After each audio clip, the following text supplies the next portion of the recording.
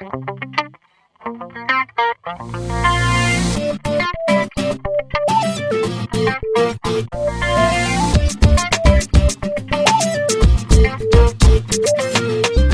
know that it was right.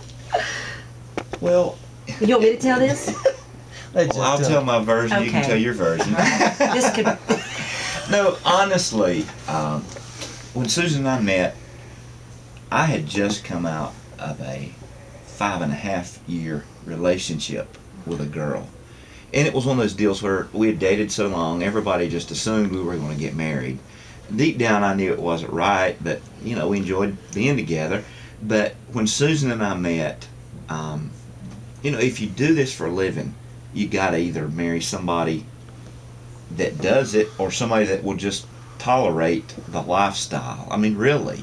But we sung with her family, and He had his girlfriend there. yeah, my girlfriend was actually with me the night that she and I met.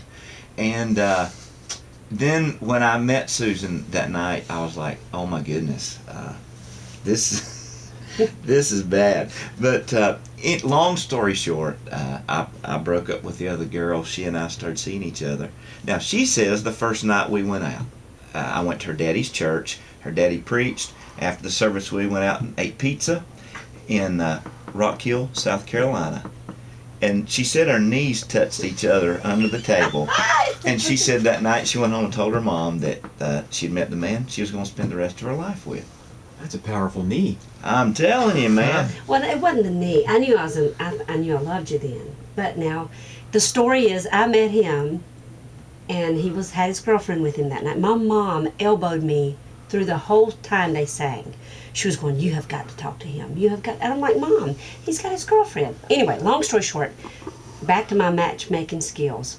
I set my best friend up with his brother, and they dated for a year, and they're married. They are now my sister-in-law. And the whole year that they dated, she would say to me, you've got to date Jeff. He's everything you've ever wanted. And I was like, no, I don't believe so. And so finally, on that Sunday night that he's talking about, John was coming to see Susie, and she called me and said, Jeff wants to come to church tonight. Would that be okay? And I said, sure. And well, I had already, on Sunday morning, I was supposed to go out with another guy. So, boy, I'm really airing some laundry here. So I wouldn't sit with either one of them, because here's this guy that I was supposed to go out with, and I'm going to have to give him a Dear John. And then Jeff, well, anyway, after the service, we did go out to eat. We went and ate pizza, and our knees did hit under the table, and I thought, this is a spark that I don't know that I'll ever get over. We went out to eat, and I ended up going with Susie and John and staying with his mom and dad, and we got to know each other a little bit better.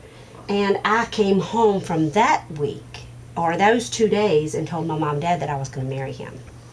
I didn't hear from him for 1 month. Can we repeat that? I didn't hear from him for a month. So he had wanted to date me for a year, and I wasn't really interested. And then I spend a day and a half with he and his family. I'm in love, and I don't hear from him.